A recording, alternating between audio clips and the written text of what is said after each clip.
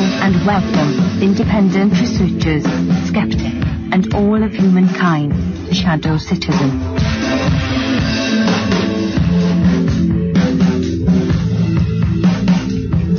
Shadow Citizen will explore the shadows of an alternate reality.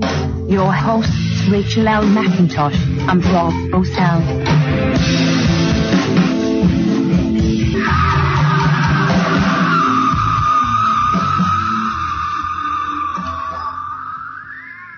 If this thing is powerful enough to affect the weather and powerful enough to affect earthquakes and volcanoes, which we didn't get into, but I can assure you it does.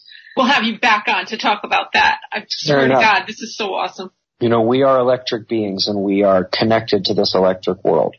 Hello, everyone. It's me, Rachael L. McIntosh. I'm your hostess tonight of Shadow Citizen. This is our 17th episode, and it's our very first episode ever here on American Freedom Radio.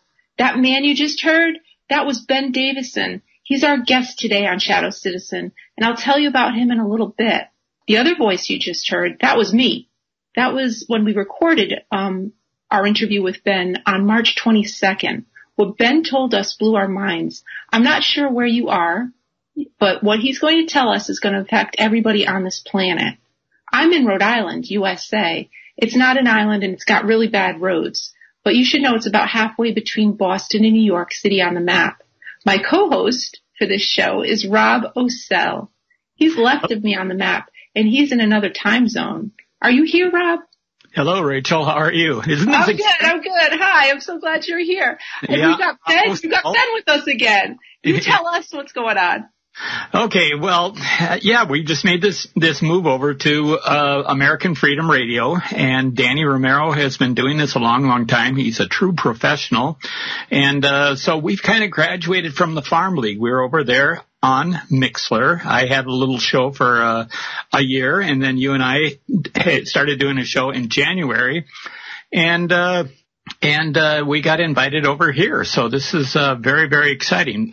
We're going to keep some of the stuff still going. We will still be simulcast over at Radio Confluence because we have some very loyal, fans over there, and we want to keep with them. They've been very good to us. If you look at our fan page, we have a lot of our guests. James Perloff just joined our fan page with his 3-timer coffee mug. So, Rachael, do you want to talk about the 3-timer? The 3-timer. Yeah, if you go over to our website, www.shadowcitizen.online, you can see our guests. Our previous guests are in our archive area, and our upcoming guests are right on our homepage. But we have a fan page, and you can see people all over the world that are like buying our T-shirts. And we've had a guest on 3 times. This man James Perloff, he's a historian, and he's showed up 3 times. So we've given him one of our Shadow Citizen mugs. So that's featured on our fan page. And we invite you to go over there and check it out. And people can go to that to listen to the show live. It's force pushed off our website too. It's also at so it's at shadowcitizen.online, and it's also at American Freedom Radio. And it's a whole host of different people that are affiliates that are plowing this out all over the world right now. I'm so excited about this. This is really great. Yeah, it's super cool.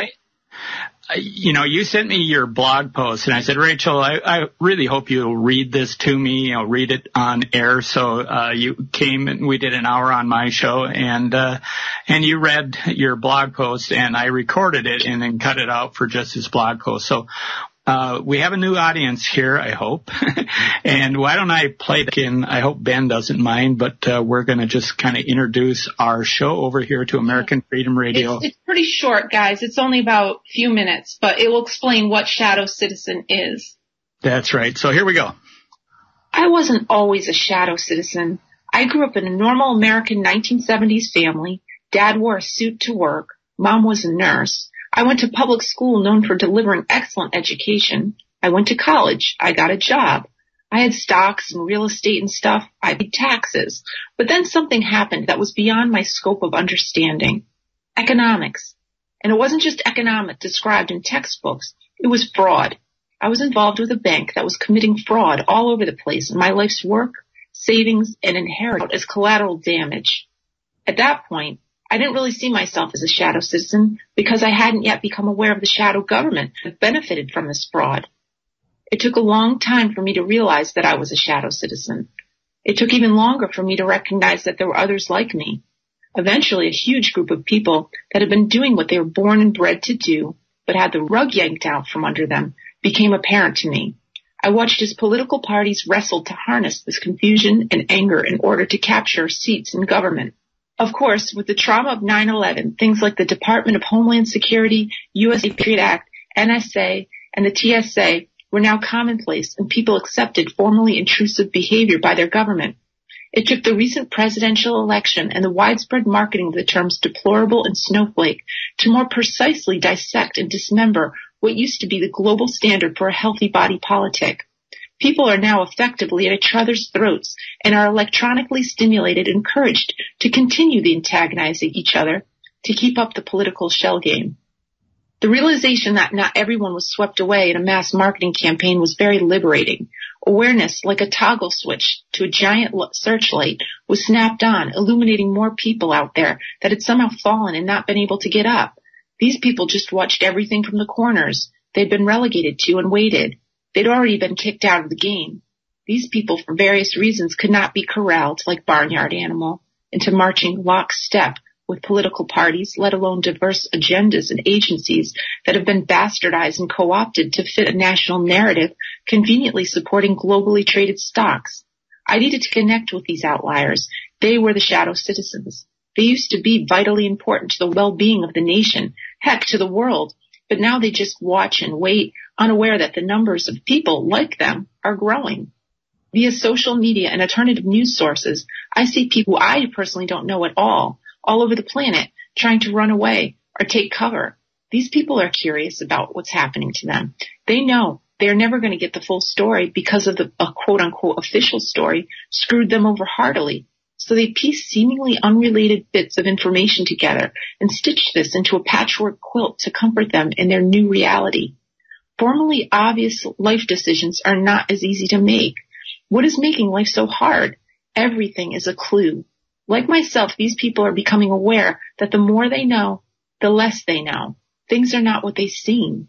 The truth is out there generation has now evolved to Stranger Things. So that's what I've been working on. www.Shadow Citizen Online. Shadow Citizen is a little 1-hour interview show that was born in January of 2017.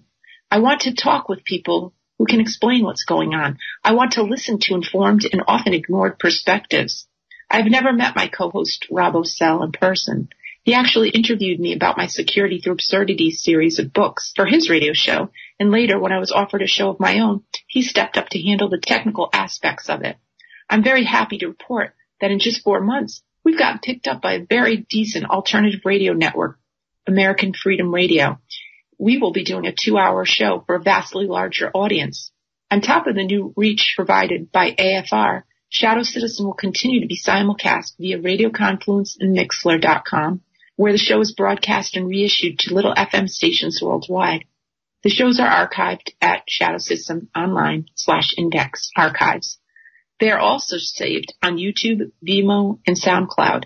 This radio stuff, along with the script work that you may have caught wind of, is what has held up the next book in the Security Through Absurdity series. But rest assured, I'm in fact working on book 4, The Peanut Butter Pipeline.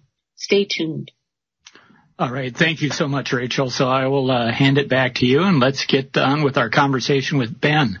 Right on. Ben Davidson is here with us today. He was with us on the 22nd of March, and he blew our minds.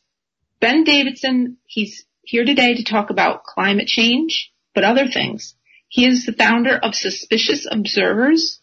He's also the founder of SpaceWeatherNews and the Mobile Observatory Project.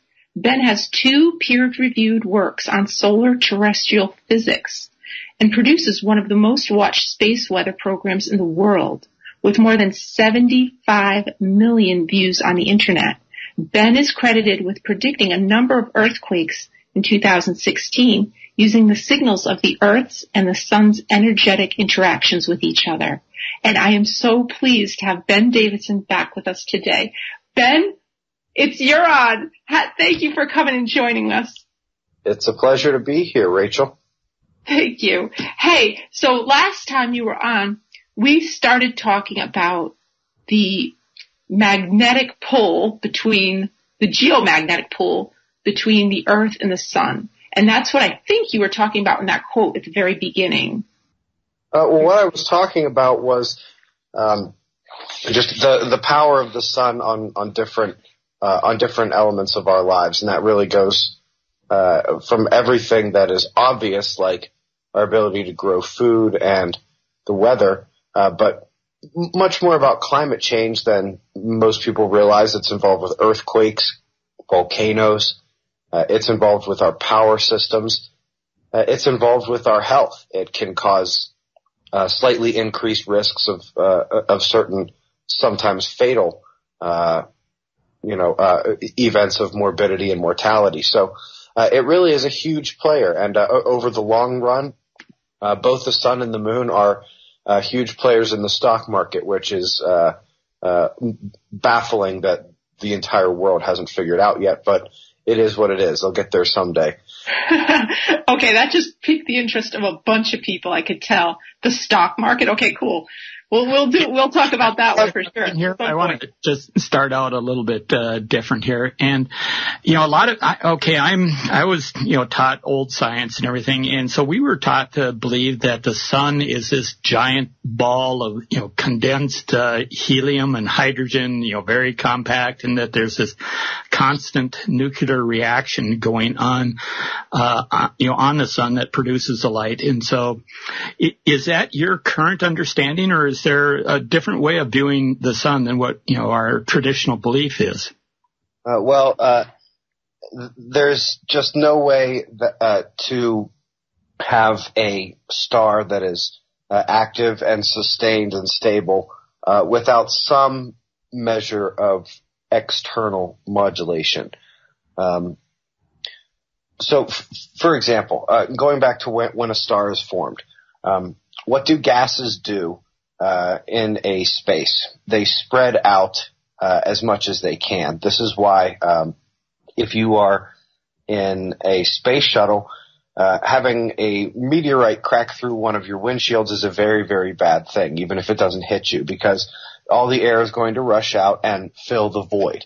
That notion of filling the void might not be the most scientifically proper, but it is absolutely accurate, and I think everyone can understand what that means. In the vastness of space, that does not change.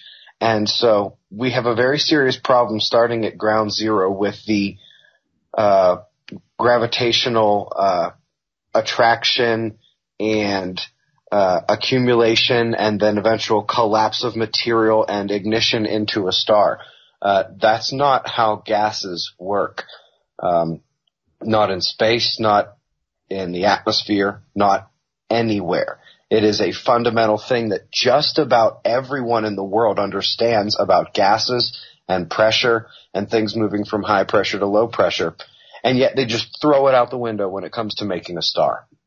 And given the fact that we see both stars and galaxies forming on strings equidistant apart from one another is about all you really need to know to understand that chaotic random gravity doesn't do that. Electricity does that. Frequency, resonance does that.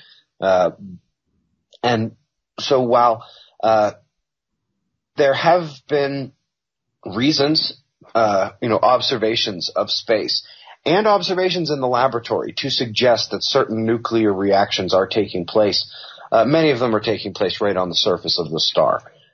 This thing really is an electrified ball of what probably is much more of condensed matter, like liquid, which Dr. Pierre-Marie Robitaille asserts. And to be honest, that's actually a good spot to break this out if you want to go into this topic, because he is the person who is on the forefront leading the way with this liquid sun hypothesis. Now, you might say, who is this guy and why does he get to say such a ridiculous thing, right? Well, Pierre-Marie Robitaille once shattered doubled the world record for nuclear magnetic resonance imaging. He basically is the reason why MRI machines are the way they are today. In fact, there is no evidence that without his contribution, they would be where they are today without what he did decades ago. And what he did decades ago was understand Kirchhoff's law of black body radiation better than everyone else, literally, that has ever existed. Although he would argue otherwise. He would argue that some scientists about 100, 200 years ago were actually really onto it. They just weren't able to cross the finish line. And so whenever he wanted to build the MRI with 8 Tesla magnets, they said, you are going to kill people. You're going to fry people's brains. To which he aptly responded, no, I will not. And so he proved his concept, and now the MRI machine is I don't think anyone could argue that people getting MRIs have probably helped save thousands, tens of thousands of lives. And so that's who Dr. Robitaille is. So what do you do when you've completely revolutionized your field? You have a very prestigious position at The Ohio State University in radiology, and you have free time and you have not lost your passion for discovery. What do? You see what other parts of the universe have been affected by that mistake that you have corrected in your tiny little slice of the world. And for him, he started with the sun and the surface of the sun and the atmosphere of the sun, which is called the corona. And what follows next could be hours and hours of things that very few people would understand. But the bottom line is the same thing he understood, which let him revolutionize the MRI machine, was never applied anywhere else in physics in the decades after he applied it to his part of the world. Nobody else looked up. Nobody else said, hey, wait a minute. We use that in our science. Maybe we should see what he's saying. Everybody just kept their head down and ignored what happened in radiology. So now he's applying radiology to astrophysics. And when you do that, everything changes. The microwave background is not a signature of the Big Bang. It's a signature of our oceans and the effect of water. We'll actually be posting a video to Suspicious Observer's YouTube channel about that in a few days. And when you apply it to the sun... Can I ask a question? Sure. Okay. So what you just said is that unlike what we all learned in school, that our sun is just a giant ball of gas that's just kind of burning up on itself. And some of us learned like there's a nuclear reaction going on there. This is actually a liquid type of thing that we're looking at. Imagine liquid metallic hydrogen. Perhaps thinking about the Terminator in metal form is not, again, the most scientifically proper, but you're not going to be that far off. Now, you're going to have to think of it as a bit more rigid of a liquid, kind of like you could think of, really cold maple or molasses as a slow-moving liquid, or the way some people think of glass as a slow-moving liquid.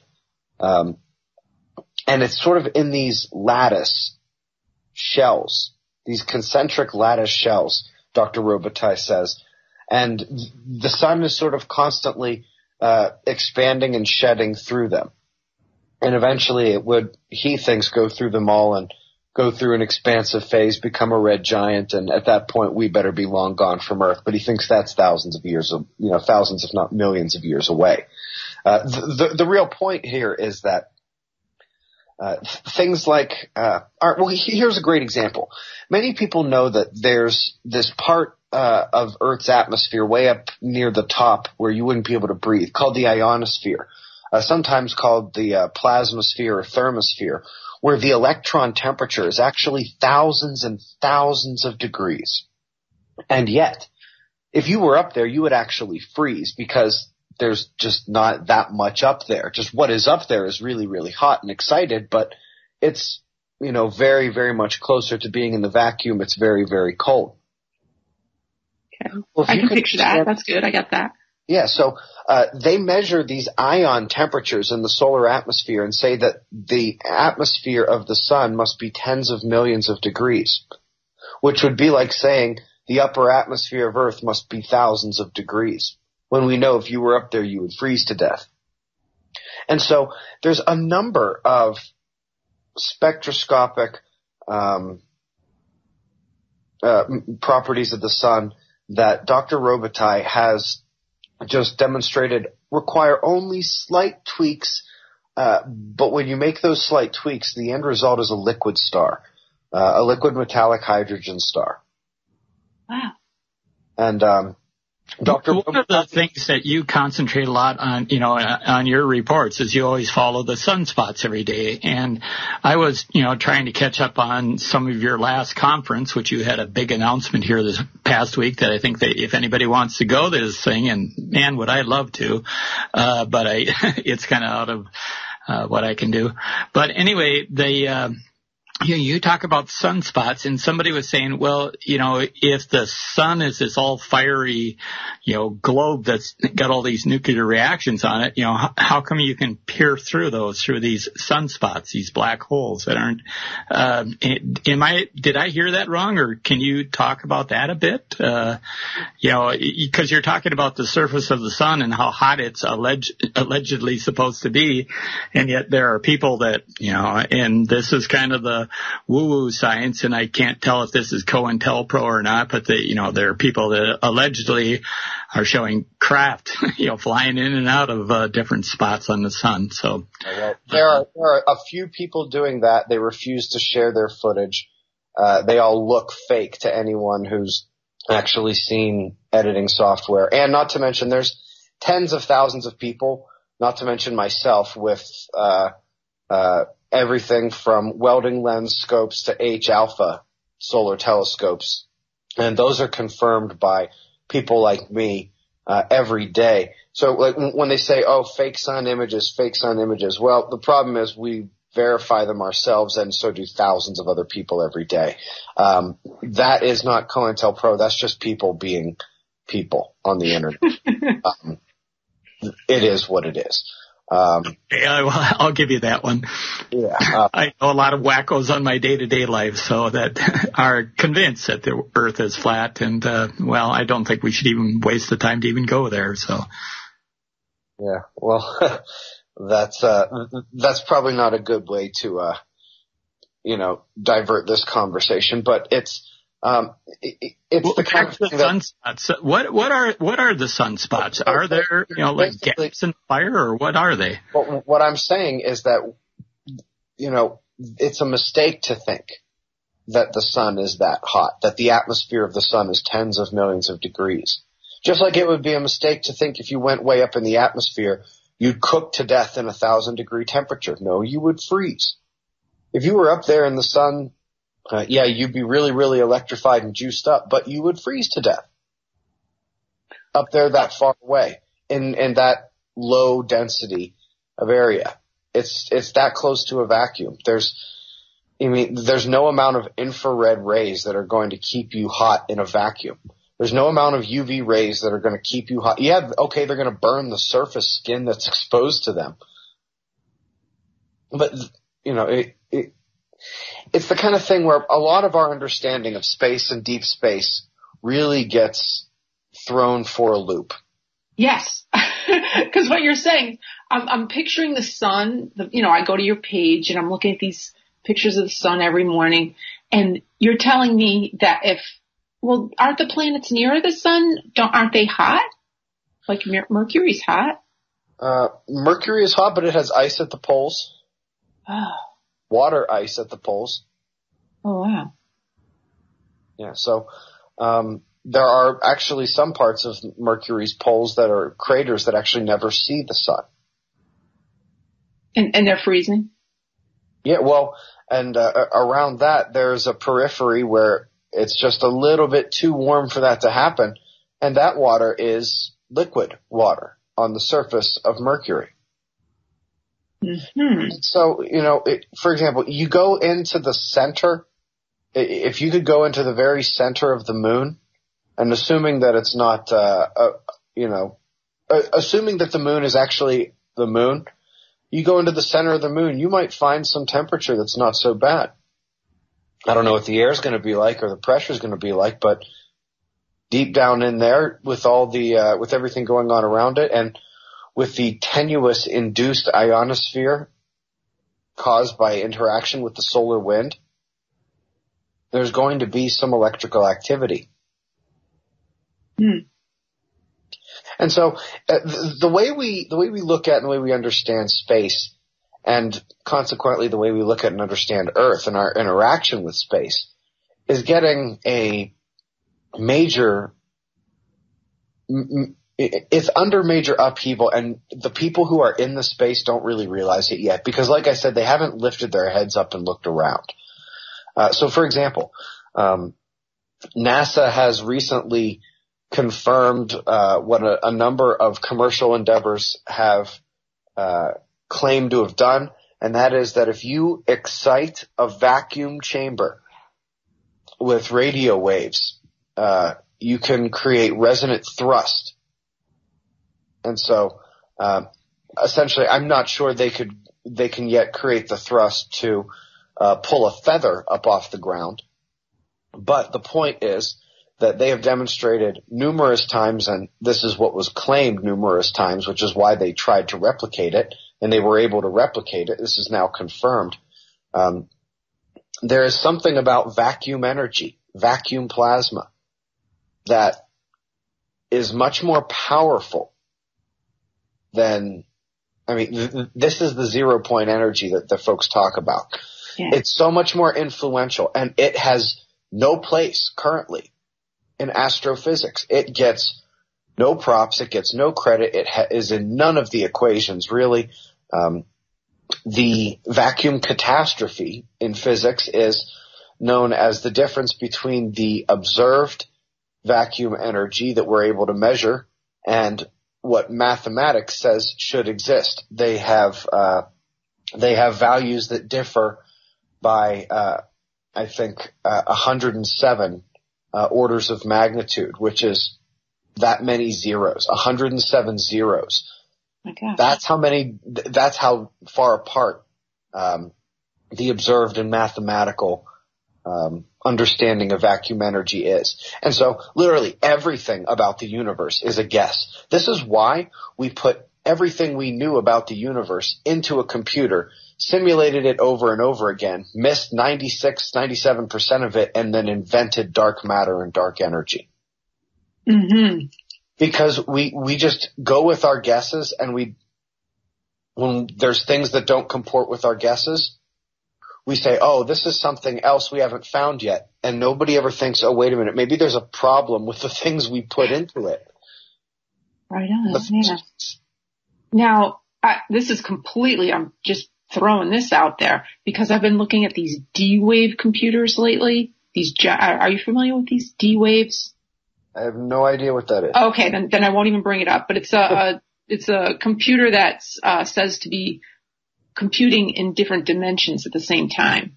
So it's like mathematics. People really, really like this thing.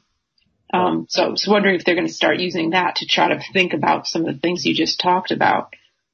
Well, that would be interesting. You should try to get one of those folks on to the show. I am. I'll try to get the guy. They're over in Canada. They're in Silicon Valley, and they're in Switzerland. Interesting. Yeah. I'd like to ask, and kind of bring it back, because I know you spend so much time on the sunspots every day, and, why are those important, and why do you track the sunspots so much? I find that pretty interesting. I'll quickly get back to your original question of what they are. So like I said, the surface of the sun is more electrified than it is fiery and hot. You can consider it fiery and hot, but it's much more plasma moving with electricity and magnetism. And sometimes that magnetism is concentrated and it finds another oppositely polarized spot, either deep within the sun or on the surface of the sun, which is most often what happens. And they connect to each other magnetically. Kind of like if you put two magnets close to each other, they're going to have their magnetic fields interacting. There's no way around it. In fact, if you put them too close to one another and you're not holding them, they're going to snap together, or if they're oriented the wrong way, they'll get pushed apart. But again, that's not what I'm talking about. I'm talking about opposite polarity, so they're going to be attracted. And so when you look at the sun in certain wavelengths of light, you see ionized iron and ionized helium literally shooting up from these confined areas, staying in these confined, almost tube-like currents, and then going to another area on the sun. And they're the same areas that when you use something like a welding lens and you take away the brightness, you can see down and wait a minute, there's these dark spots right there. And these dark spots inside are somewhat cooler, almost like they're insulated from everything else. And you realize it really is very much like a tube, because you pop back over and you say, wait a minute, okay, so this arch, this loop of ionized helium and ionized iron, it looks, about this wide. It actually looks like it's slightly wider than the actual dark sunspot, almost like it's a tube around it. And what do you see around the sunspot but these jagged lines that mainstream science even has recognized are electric currents at the surface? And these electric currents are produced by the powerful magnetic fields cutting through the surface there, cutting through the surface plasma, the surface lattice shell of liquid metallic hydrogen. And because of the right-hand rule of electromagnetism, you get electric currents shooting out sideways. And in the middle, you have this slightly cooler, very, very magnetized, don't get me wrong, but insulated from the rest of the fiery surface of the sunspot. And it only connects to areas of opposite polarity. Now, why is this important?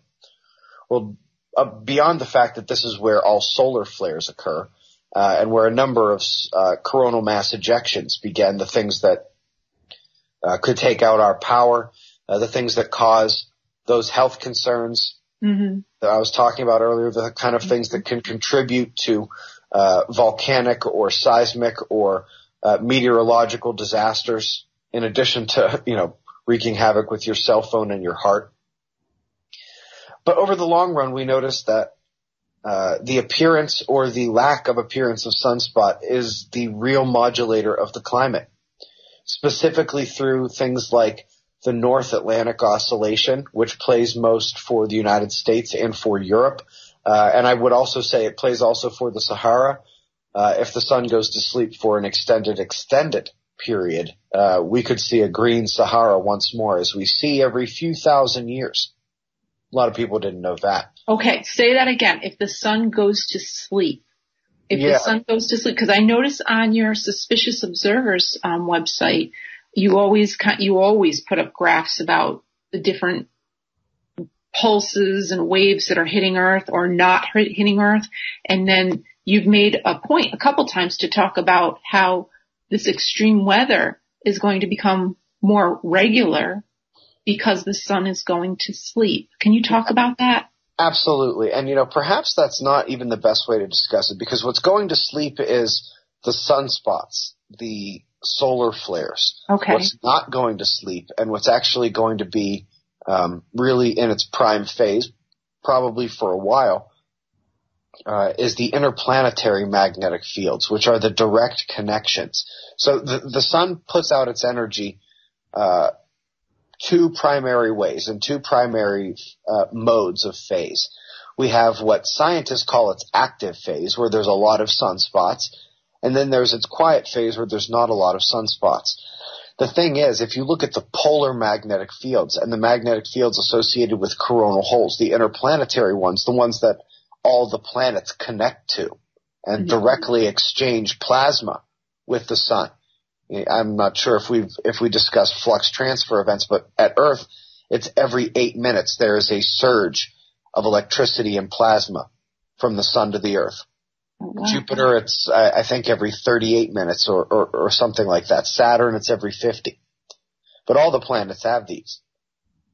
And it's going back and forth, or is it just coming from the sun? Well, there is some back and forth, but one imagines that there's slightly more of a direct current from the sun outward, and sort of a excess return, discharge return. It's hard to really describe. There is some back and forth, is discernible, but the primary action is that solar plasma pours into Earth's atmosphere every 8 minutes. How much? Depends on how strong the interplanetary magnetic fields are.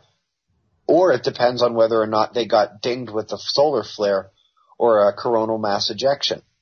And so consistently there is this, if you could picture a sine wave going up and down, and then if you know what the cosine wave is, which goes up and down, but does so opposite to the sine wave. So when one goes up, the other goes down. When one goes down, the other goes up. When sunspots go up, something else goes down. In fact, many other things go down. But importantly, the power of the interplanetary magnetic fields that directly connect the Earth and Sun and all the planets to the Sun go down when we have sunspots. And we more rely on solar wind and powerful solar flares and coronal mass ejections in order to distribute that energy out from the sun to the planets and to the rest of the solar system and beyond. But when there's a lack of sunspots, we see stronger interplanetary magnetic fields, more confined energy distribution. And because it's more confined and there's less blasted out in all directions, we also see an increase of cosmic rays, because cosmic rays are another one of those cosine things that when the sun is active and blasting out coronal mass ejections, well, those things are electromagnetic. They serve as an electromagnetic shield against the rest of the galaxy. And so when the sun is active, we see cosmic rays drop off. And then when the sun gets quiet, we notice many more cosmic rays coming into the inner solar system. But it's not like, that simply replaces what we are losing from the sun, because we're still getting what we got from the sun. We're still getting the solar wind. We're still riding in the electric field of the solar wind. We're still magnetically connected to the sun. We're still getting flux transfer events, surging solar plasma into our atmosphere every 8 minutes. And those are stronger because they are stronger when the sun is less active sunspot-wise. And so we start to look at what are the effects of these things on Earth. What are the effects of cosmic rays?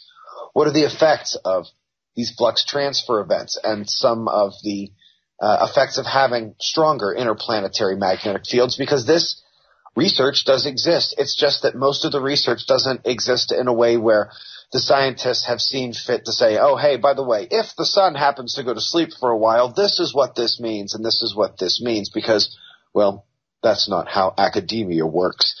But it actually is starting to become the case that those types of papers are coming out because we just had what can only be described as an anemic solar cycle, not only in sunspots. They weren't showing up like we expected them to, but the ones that did show up weren't flaring like we expected them to. When they did have flares, sometimes they weren't even producing coronal mass ejections. When those coronal mass when that happens, like you said, we're connected. It connects with the Earth, but it also connects with the other planets. And what here on Earth was that when we had that snowstorm that killed, like, I don't know how many bushels of wheat recently. I was going to bring that up too. A week ago you posted The Future of Weather Has Begun, and it was about how we lost the western Kansas wheat crop. And then a few days ago you posted a video about this huge hailstorm in Denver, and you could just see on the video that it looked like somebody just vomited. This whole city just disappeared, under this blanket of hail. Sadly, we are entering a new paradigm of Earth as far as we have a frame of reference for it.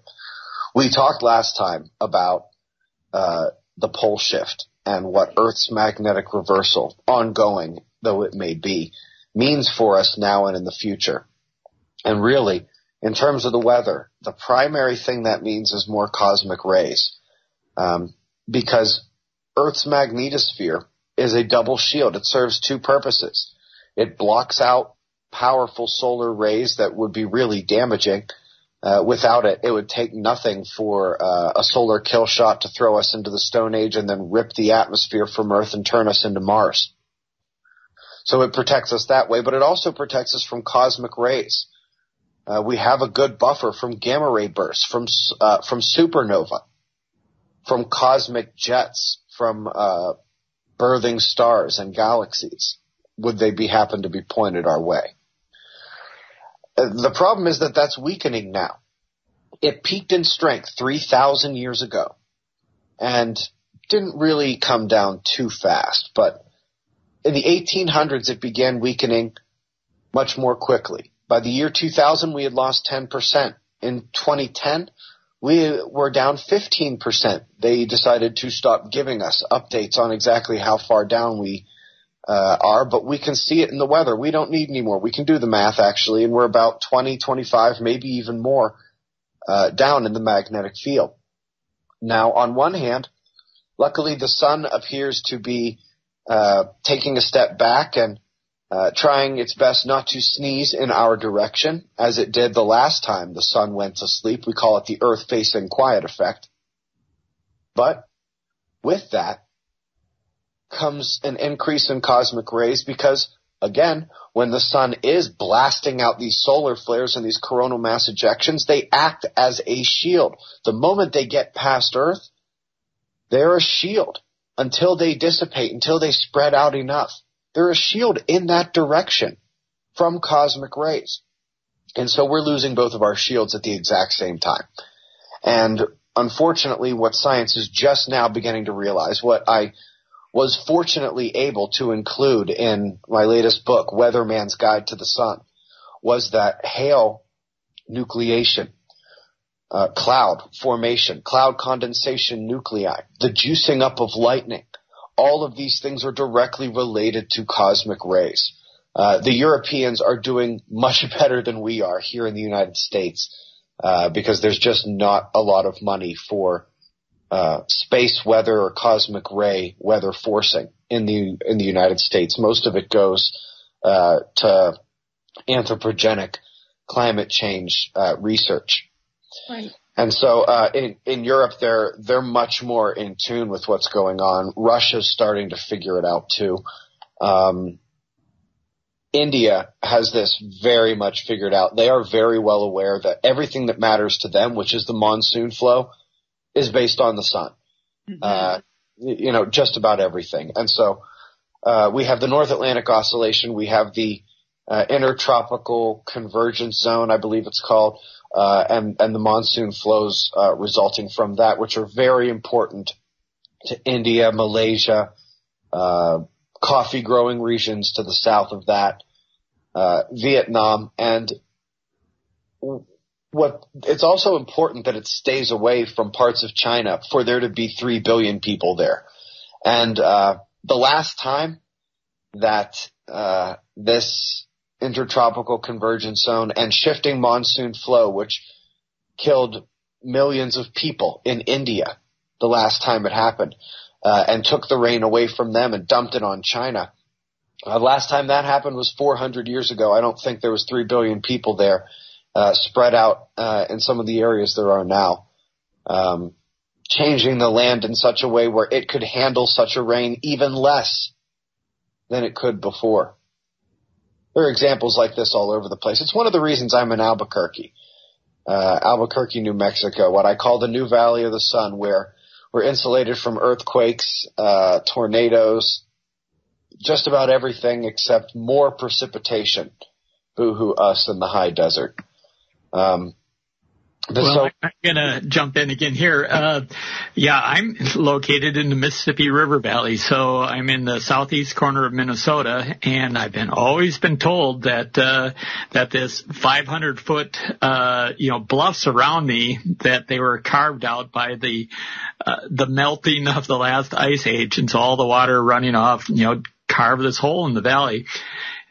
And or carved this valley, I should say, and with the high walls and everything. And then I just looked, I was kind of catching up, and I caught this Tony Rango video that you posted here a week ago with electric geology, and I'm going, wow, this is like backwards. He's talking big flood, and that it was that these mountains and hills. Now, I don't know if it's the same for this area. We very well could be carved out by the melting ice age. I don't know, but he offered a new view that I had never considered. And so he's talking about out west, and I forgot anyway, where he was, but he was going, rafting down the river, and he's looking at all these, forms, and he's telling his guys that are along with him that no, this was deposited by, during the Great Flood,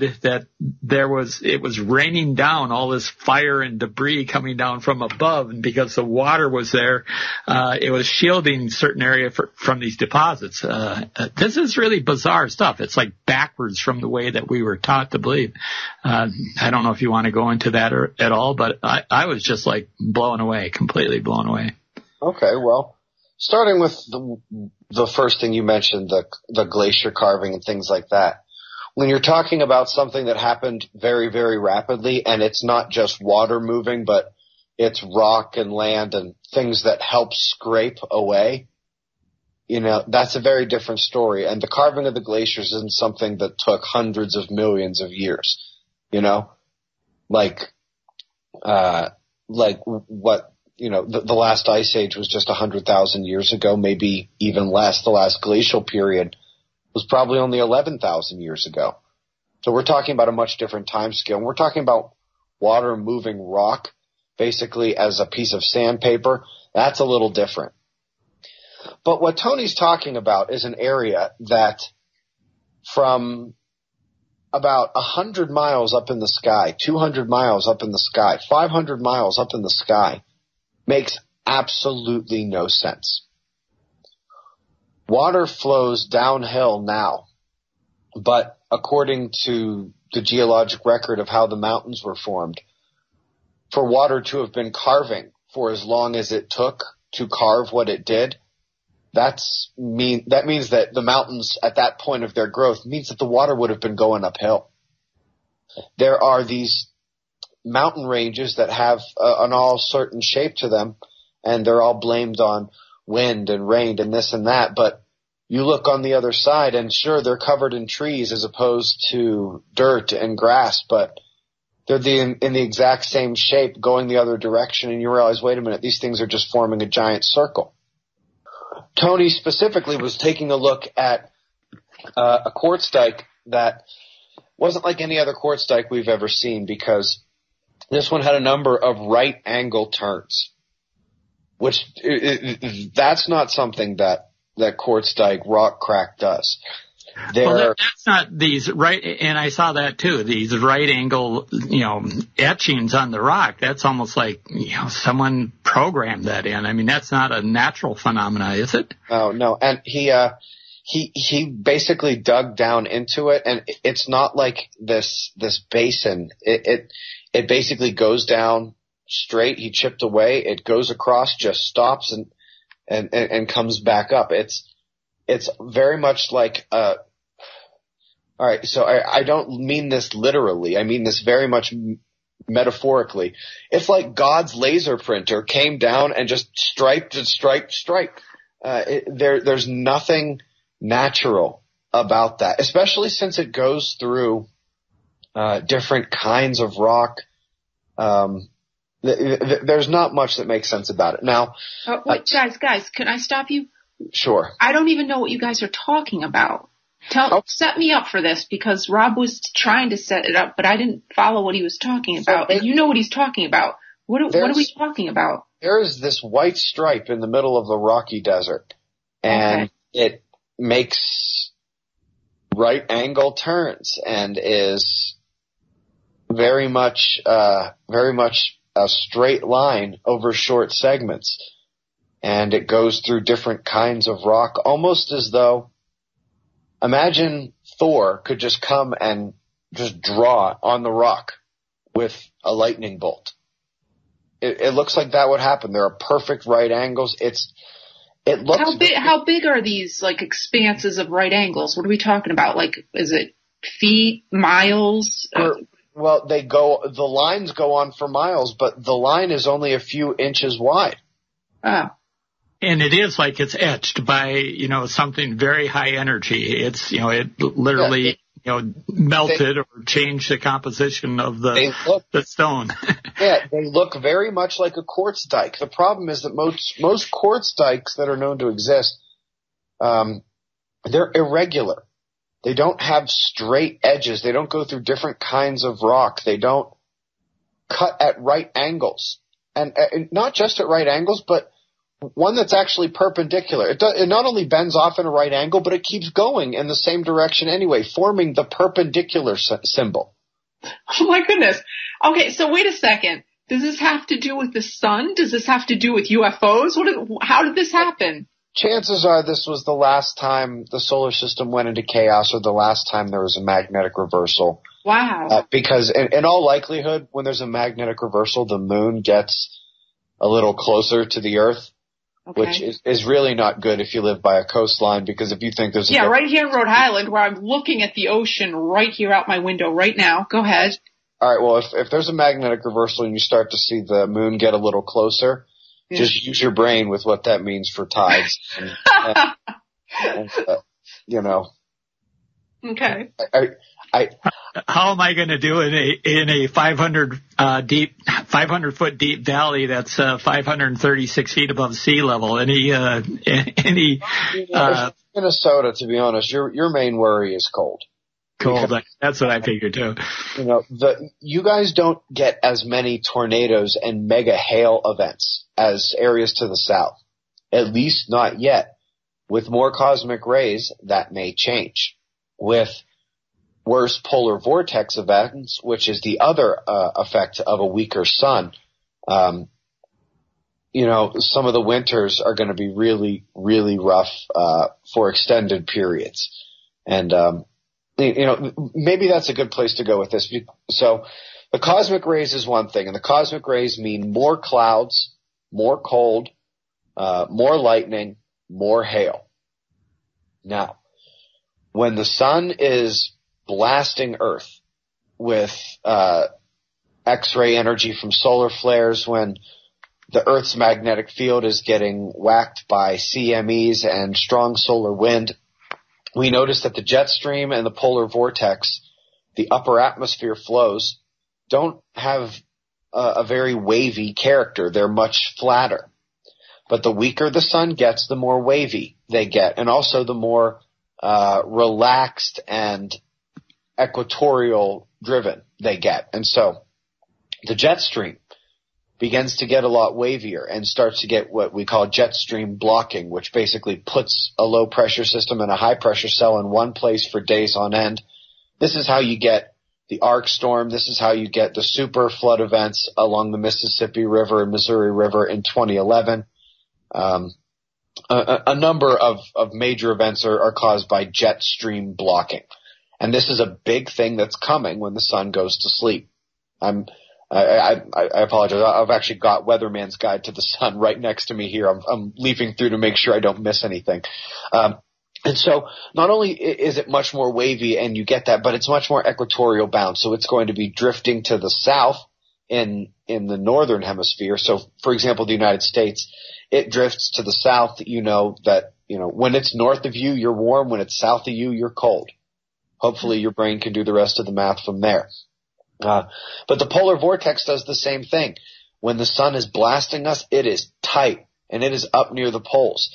But when it's not, it sorts to waver, gets a little lazy, relaxed, and it dips down a little bit further to the south. And when one of its downward waves gets to you, you know what a polar vortex does, especially you in Minnesota, I would imagine.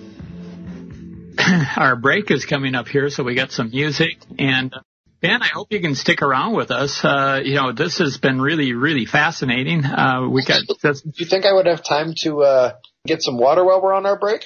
Absolutely. Go for it. Awesome. Yeah, definitely. We are all humans here on the radio, folks. Listen.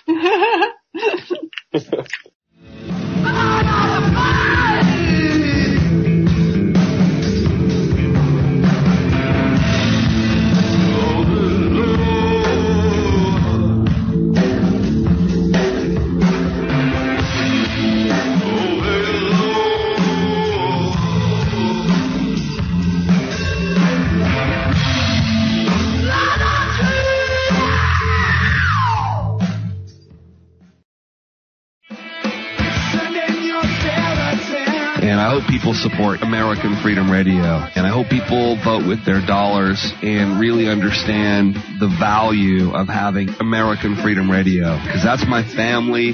If you love me at all, Jack Blood, support American Freedom Radio. Like, my family has literally disowned me. American Freedom Radio, Danny and Don and those guys, those are my actual family. So please support these guys, because they have all the technology, they have all these great things that they're going to do, but obviously they can't do it all by themselves. So not only would I like to see you support them, I'd like to see you retweet them and repost them and really get involved and get on the bandwagon, so to speak, on doing that do-it-yourself promotion, because they're a do-it-yourself radio network, and we just need that so much. Did you know there are 3 million edible food plants on Earth, and none have the nutritional value of the hemp plant? HempUSA.org offers you hemp protein powder. It does not contain chemicals or THC, is non-GMO, and is 100% gluten-free. Hemp protein powder burns fat, builds muscle, contains 53% protein, and feeds the body the nutrients it needs. Call 888-910-4367 and see what our powder, seeds, and oil can do for you. Only at HempUSA.org. HempUSA.org introduces 3 brand new detox formulations of microplant powder. Brain Fuel for depression, bipolar disorders, and stress. Total Care, anti-cancer agent that cleans the liver and organs and increases memory. Rejuvenate, invigorates and heals the body, mind, and spirit. These products are your alternative to pharmaceuticals. Call 888-910-4367 and like us on Facebook. We ship worldwide. Only at HempUSA.org.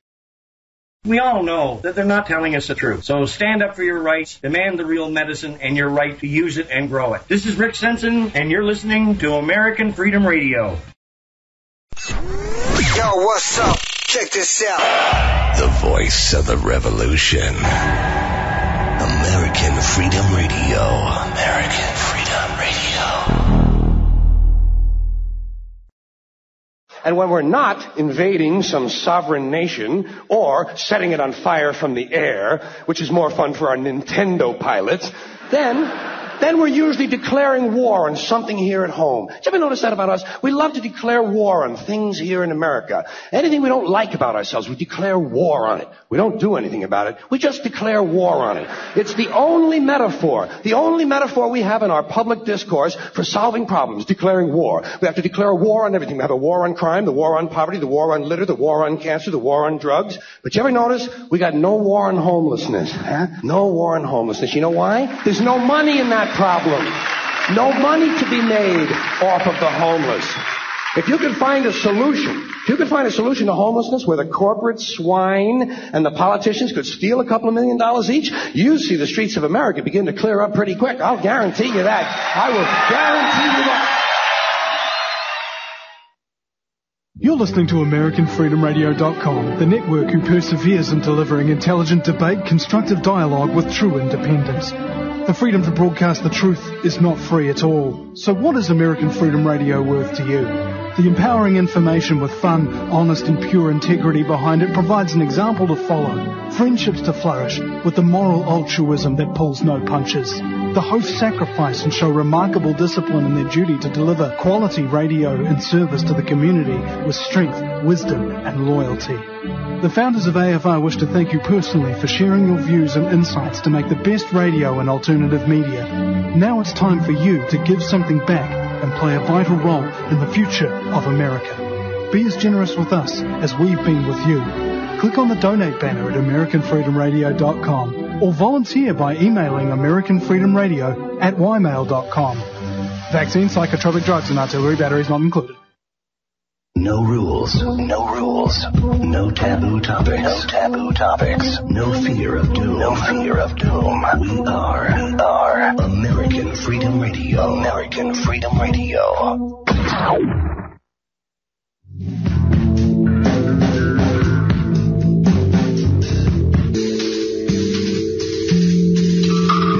Hello and welcome, independent researchers, skeptics, and all of humankind. Shadow Citizen.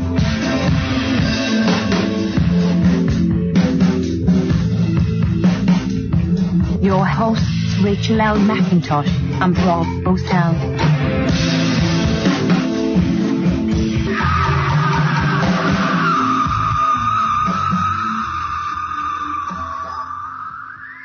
Oh my gosh, well thank you for listening to the first half of our show, everyone. This is Shadow Citizen, and this is our first show on American Freedom Radio. And we just had our first hour with Ben Davidson from Suspicious Observers, and he was going pretty deep about stuff about the sun. He's going to be coming back with us shortly. In the meantime, Rob, are you still here with me? Yes, I am. That was just, that was fascinating. I love Ben. He has a way of, introducing new ideas, into my old brain. I was taught a certain way, and we're rediscovering the world around us and looking at them through new eyes. And, I don't know. I guess I'm not, they say curiosity killed the cat, but I think I'm terminally curious, so I must be have gone through a few lives here now. But I still love it. What kills me is the whole thing that he just says, like, no big whoop. Like, this energy that comes from the sun, it blasts out of the sun, and it goes to Earth, but it also goes to all the other planets in our solar system, and then out probably on that too. And it creates almost like an ecosystem between all of this stuff. It's all connected. The plasma, electrified plasma, and that's got to affect people's health.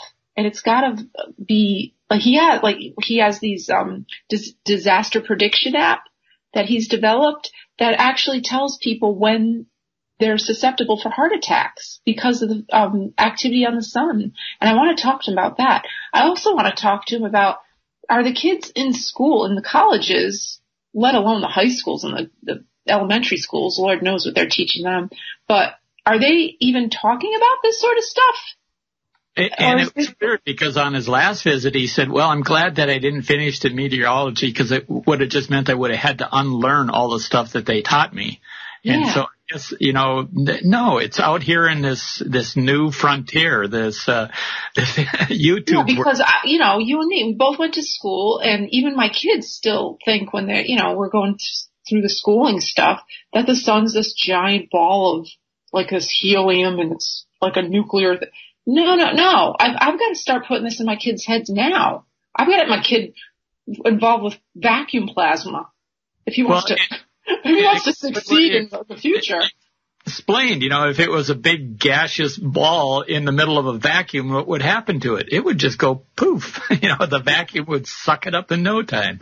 And we all know that, just whether it's pressurized or vacuum, you take you break the seal and, it's opposite of a vacuum, but, a soda bottle is pressurized. You pop the top, whether it's in a can or a bottle, and, all the pressure tries to escape.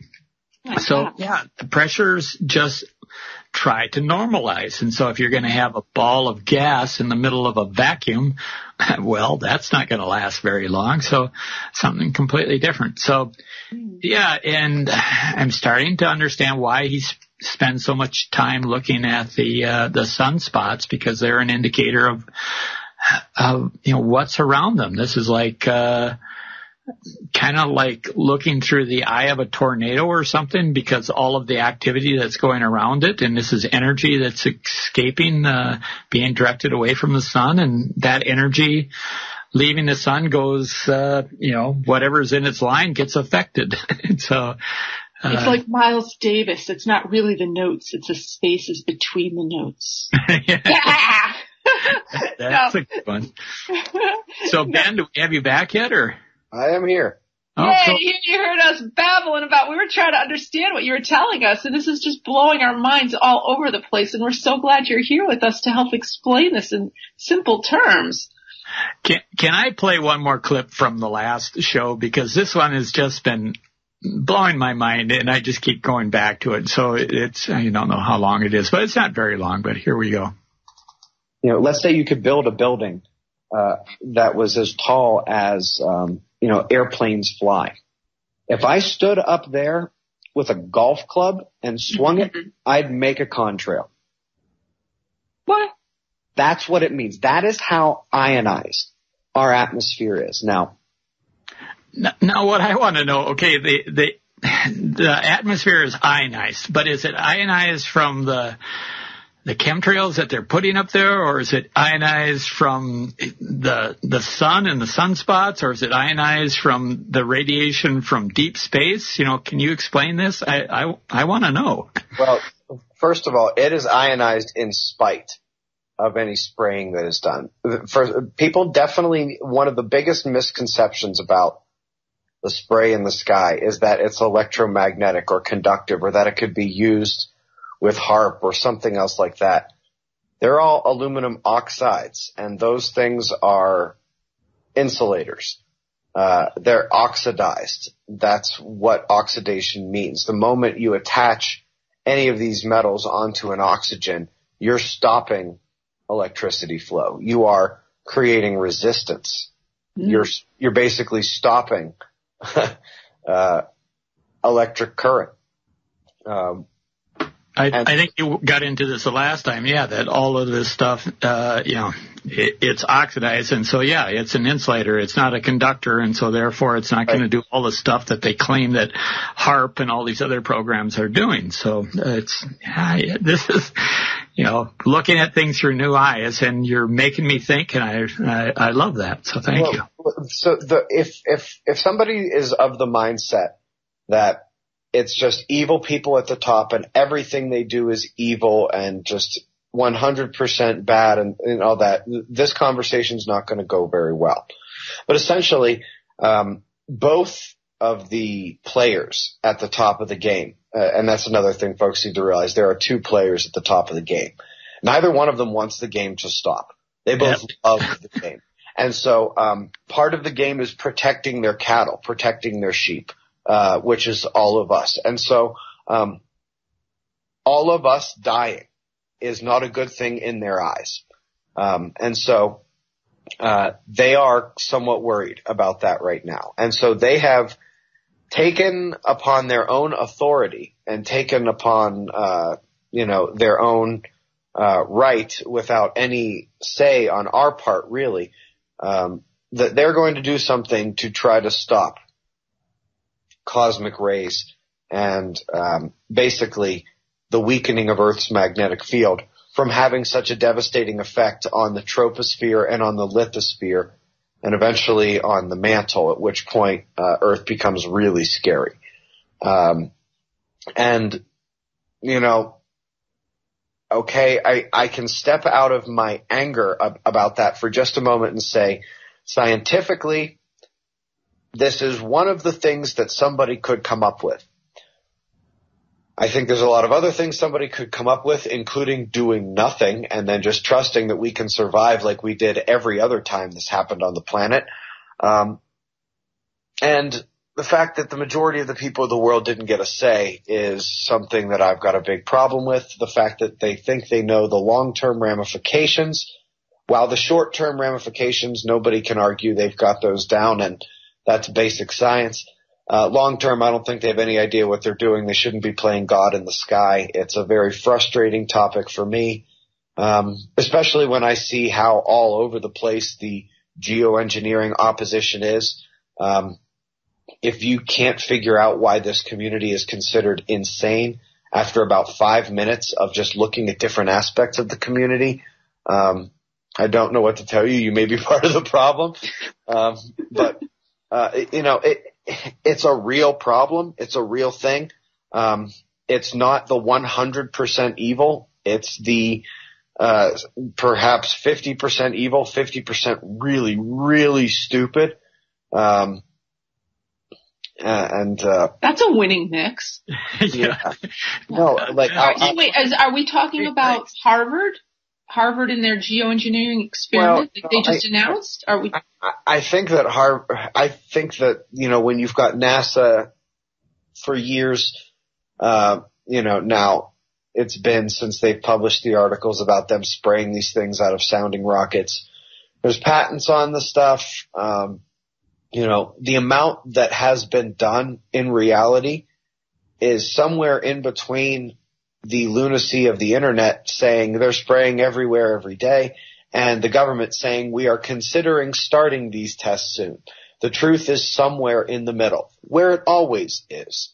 Our community. I liked how after your last visit, we talked about the geoengineering, and you explained that probably 50-80% of what people think is the spraying is not spraying. And then the next day, that announcement came out and that said that they were going to start, not that they had been. And you and your other suspicious observers were having a chat, and it was kind of a long video. And one of your friends says, "Oh, yeah, now that we're entering this solar minimum and the temperature starts to drop, they're going to announce that they were doing the geoengineering and that they were successful." They're going to try to take credit for stopping global warming. They pumped it up worse than it was, and now they're going to try to take credit for it. And that is as frustrating as anything else. But there has been enough of a distribution of information that there is actually a pretty large battle ahead of that claim if they try to make it. I'm not sure they're even going to go that route. And, I'm glad you brought up the fact that almost everybody, misunderstands what a chemtrail looks like. And most people are actually calling out things that are not. Boy, people get so mad at me when I say that. It's like they forget that I'm on their side. It's like for a moment they're like, well, wait a minute. No. Now you're the bad guy. And I suppose that I can't really avoid that, but I demand a better opposition to geoengineering, because we've just been watching the same people beat at the front gates with the same largely incorrect stories and facts, and it's just not working. Here in Rhode Island, where I live, we're the only state so far that has come up with a bill that they're trying to pass here through our Rhode Island legislature to, I guess, stop geoengineering. But if you read the bill, it doesn't say to stop it. It says they're going to fine the person or the entity that does geoengineering, and they're going to fine them $500,000 if it ends up harming the environment or people. Yeah, that is to me. I'm like, that's just a loophole. If somebody's going to end up geoengineering at something, and how do you even prove something like that? That's just like here's some breadcrumbs. Now be satisfied and go. Yeah, but guess who wrote this bill? This bill was written by somebody over at Harvard.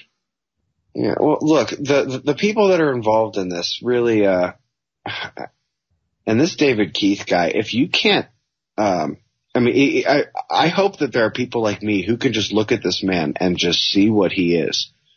All right, tell people who he is, because people don't know who he is. David Keith is the guy in charge of the geoengineering program to be allegedly, likely largely involved before this public announcement as well, in whatever capacity the program has existed in secret.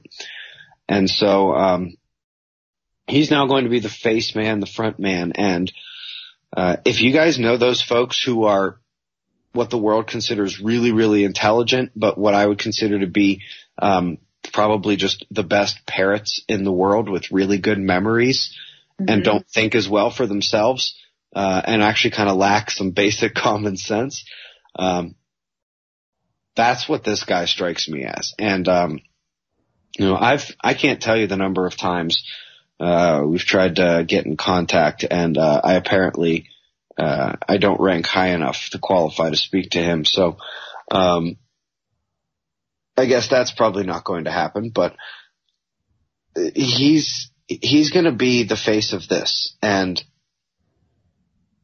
whether it's good or bad, he's going to take the front end of that. And they've positioned it in such a way that they can either use him to catch the golden egg and then pull it out of their glove and hold it up for everybody, or they can, let him take the arrows, then they'll throw him on the ground and keep running. Either way, it's a win-win for the people who are actually doing this. But, this is something I actually mentioned in a podcast I did maybe a year and a half ago. And I said that, eventually The plan is that they're going to come out and try to make this public and try to talk about it. And that's going to be where they make a mistake, because they need to have their ducks in a row before they make that commitment. And here's what I'm talking about. So they are now on the line, on the hook for everything that happens long term. And there's no getting around it. We can sit here and put all the data up about the sun and this and that. And they might be able to throw some pebbles in the river and make some ripples, but eventually all that water is going right where the river was taking it in the first place. That's all geoengineering and, all these scalar waves. All that really is ripples in a river. They can be significant. You can see them bounce back and forth for quite a while. And in the short-term frame, maybe, they can change some things, but in the long run, they're not going to change anything.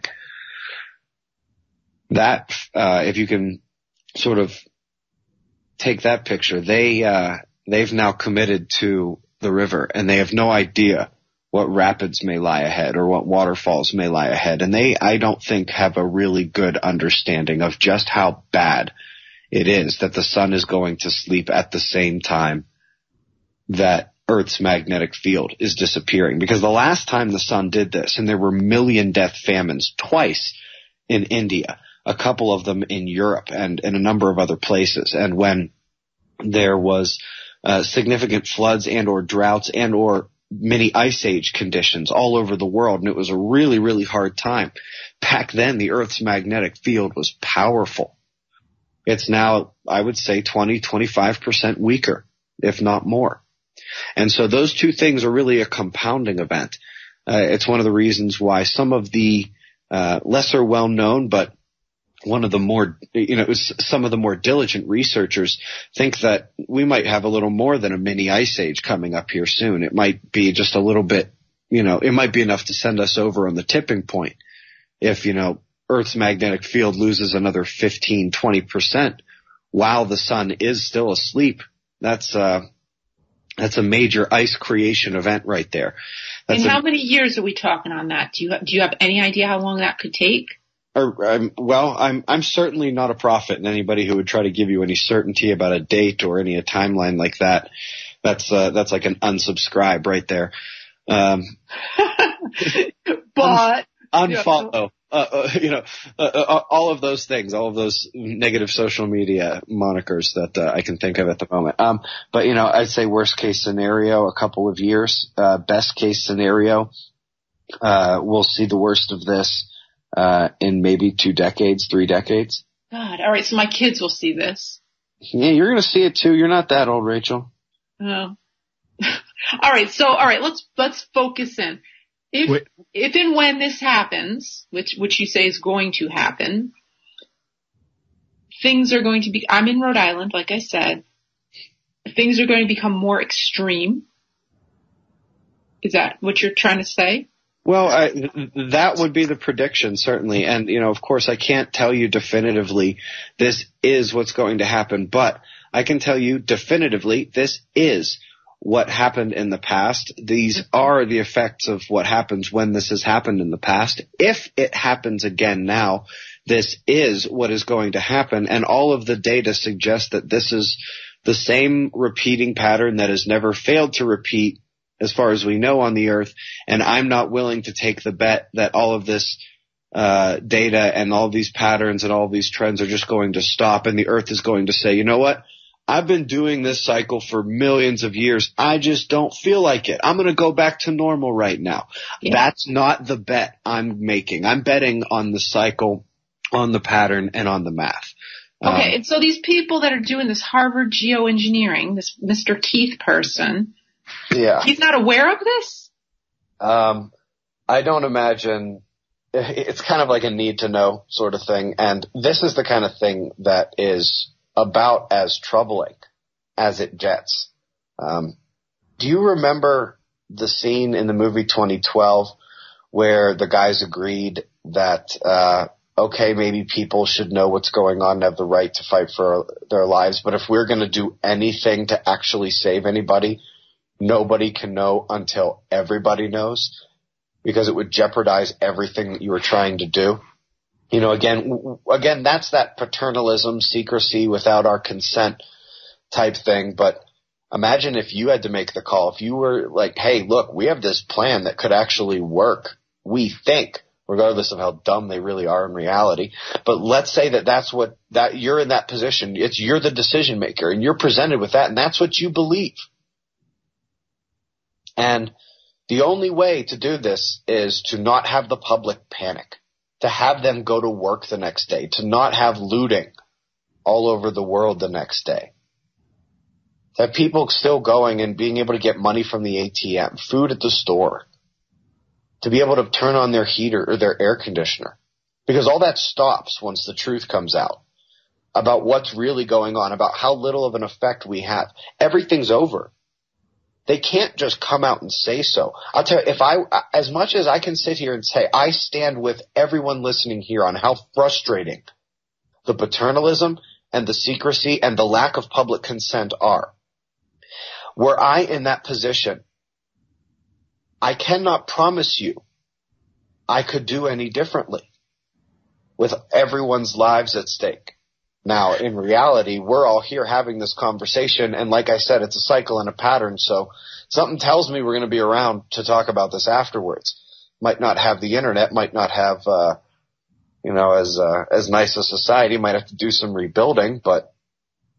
Well, now you're kind of talking about a catastrophe that's, it's meteorological or geological event, and you're tending more toward the global ice age than the warming that's going to flood all of the coastal cities that Rachel says she can see the ocean, so she'd have to move inland in a hurry. But what about the other thing? What was the Nicolas Cage movie where there's some giant solar flare that that's basically not possible. That was just crap, that movie. Yeah, that's possible. What about another like Carrington effect that basically that's something I'm really worried about. So the electromagnetic pulse that takes out all of our electrical infrastructure, and you've got all the people in the city that are relying on their credit debit cards and even the EBT cards, and all of a sudden they wake up one morning and none of that stuff works, and all the grocery stores that have nothing in supply, they restock every night, and so if there is no restocking happening, the shelves are empty in a day and a half. How could the sun do something like that to us? Or well, that's what the sun does to the earth every few hundred years. We've just never put the electricity and the infrastructure here to watch it happen. The last time it happened, we were just getting started with that, but really wasn't all that connected. And, it's very easy to begin to paint the scary picture when really within a matter of hours there will be no electricity, no heat, no air conditioning, no phone to call the police, no internet, nothing like that. A day or so later, there's no gas. You haven't been able to get money either, by the way, out of the ATM. There's no food at the store. The water has stopped coming through the tap. If you have anything other than a manual water pump, it stopped working as well. Maybe you put some stuff in Faraday cages, but there's no infrastructure left over for it to work. It's very easy to paint a scary picture like that when, everybody's hungry, everybody's thirsty, and nobody can call the police. But now you also have to realize that what causes this is a complete electrical meltdown. And so you have to ask yourself, does rubber catch fire? Does plastic catch fire? Does wood catch fire? All of these copper wires are going to get very, very hot and melt. And they could be setting fires. I mean, like, for example, if the sun gave us everything it had, I mean, it could literally set fire to every building that was electrified in the world. Now, if okay, we're going into apocalypse type of stuff. Well, this isn't. I mean, this could happen. You're saying it's not apocalypse type stuff because Yeah, okay, it would up the heart attack risk and the stroke risk for a lot of people. But if you're a random my house is burning down around me, I'd be freaking out. Yeah, but we're not talking about completely end of the world type situation. Okay. It's going to be. Let's take it back then, so I'm not freaking out. Go ahead, tell me what's going on. If you're in your house when this happens and it's burning down, you should be freaking out. But my point is that this has happened on Earth hundreds of times, thousands of times to humans. And yeah, okay, maybe the people who were most susceptible felt a little something. I'm sure they saw some brilliant things in the sky in terms of aurora that probably went to, all the way across the globe and was colors we don't even know exist in the aurora. And I'm going to back up here too.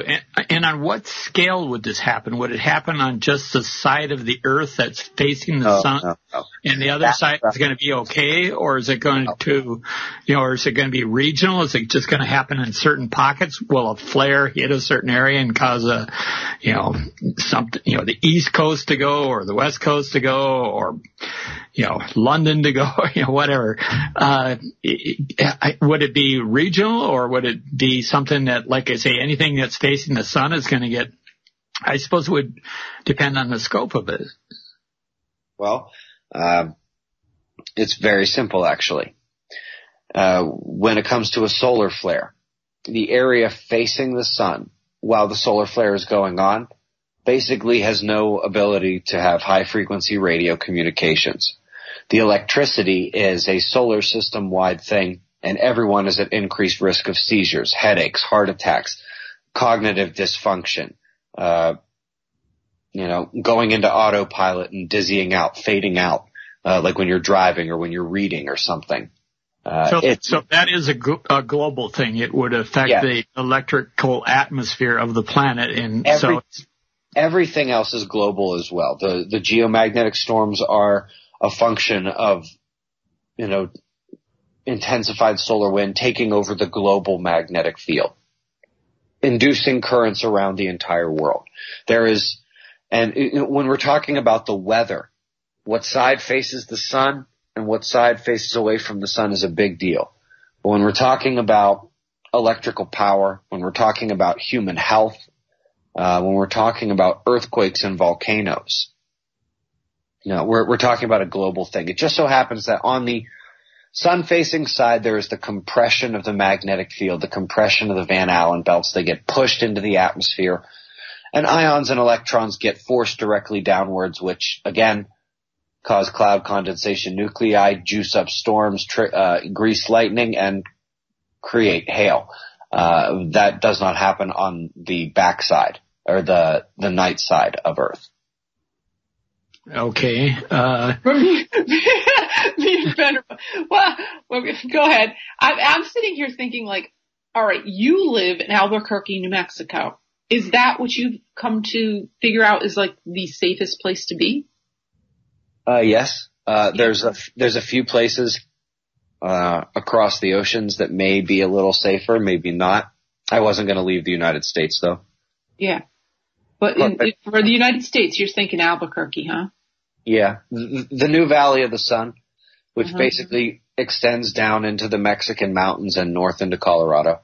I'm looking at my map right now, making plans, looking at how many frequent flyer miles I have. Okay. The last time you were on, we talked about this living planet, and Rachel doesn't like it sometimes when I bring this up, but I'm a cab driver, and one of the things I do is I deliver people to the hospital, and they are kind of freaking out because there have been a lot of deaths lately. And, I think about these old Frankenstein movies, trying to reanimate dead flesh, and, they're attaching, the things on the side of the neck to, to be charged by lightning to put, life back into it. And you actually talked about a living planet, and you said, some of the moons out there would probably be more habitable than, like Mars or other planets, just because they're in this, magnetic field that the sun generates. And then you also talked about something called, I think it was the shaman resonance. Can you explain that stuff? What is it that makes life happen on a planet? Why do we have a living planet? Because apparently this electricity that is the difference between life and death in, any living being is apparently also part of what keeps a planet alive or not alive. Or have I conjectured this too far out, more than it should be? Well, it is quite conjectured, I must admit that. But you're probably looking for one of the great answers. You might as well have asked, why are we here? What happens when we die? If everybody, once they see certain things or when they're exposed to certain ideas, can understand this idea of this electric spark of life. Anybody who saw that bit of research where they actually did the artificial insemination, and even outside of the human body, the moment the sperm met the egg in the laboratory setting, there was a flash. A little flash of light. I put that on my Facebook page a couple times. It's so beautiful. The best you can do is know there's something there, and then not trust anybody who says they have the right answers or they know it all. That is the best thing I can say, is don't trust somebody who claims to give you certainty, but that little thing inside of you that tells you there's something real to it, just try to hold on to that and make your way through the rest of the world without, walking in front of a bus or losing that little nugget of knowledge in your head. But, you mentioned something interesting, and, I've heard the term echo chamber. We've been likening the Earth a bit to a cocoon. There's a give and take, a middle of the road to everything, an equilibrium. The truth isn't the only thing that can be found right in the middle of the two loudest sides screaming. When Earth is insulated, we are insulated from just about everything, including potentially ourselves. There's evidence that astronauts who have gone up, into, low Earth orbit and beyond, have used more of their brain than others. It doesn't seem to be the case when they get down to the Earth anymore, but there's evidence that while they were up there, they used more of their brains. Now, if you can think back to a reason why there would have been stories of such great heroes in the world, why there would have been stories of wizards, why there would have been stories of magic and other things like that, and then the stories of them all sort of fading away. And it almost seems like if you take the same stories that are told by the same geniuses who gave us math and architecture and philosophy, humans are in a way somewhat diminished from what we once were. Certainly we have accelerated and advanced in other ways, to be sure. Look at medicine, look at technology, look at social equality across the world. Slavery is virtually abolished and gays can get married in this country. We're going in the right direction in a lot of different ways, but in a way, maybe spiritually or in a natural connection sort of way, we are somewhat diminished. Well, we're also somewhat isolated from universal energy, whether that's the Earth's magnetic field, the sun's magnetic field, or the galactic dust and gas cloud that we've been in for a few thousand years, in which we are starting to come out of now. Just as when the astronaut was less insulated and he was more technically at risk from space radiation, he was also given back some of his former tools up in his brain. That would be the using a bit more of it. And as Earth and the sun are dropping their shields, and this energy from the rest of the universe is going to give the Earth back its tools that made those same geniuses think that gods ruled this planet and the universe and were jealous and capricious and gave us these stories of the world's coming to an end that we have no frame of reference for now. We somehow build, geometry, math, so much of modern architecture, philosophy, so much of our world on these geniuses from our past, but say they were making up the rest of it. We're going to find out why those geniuses had such a shock reaction. Why it seemed like things just came out of the blue and they had no way to describe it. They had no frame of reference for it themselves.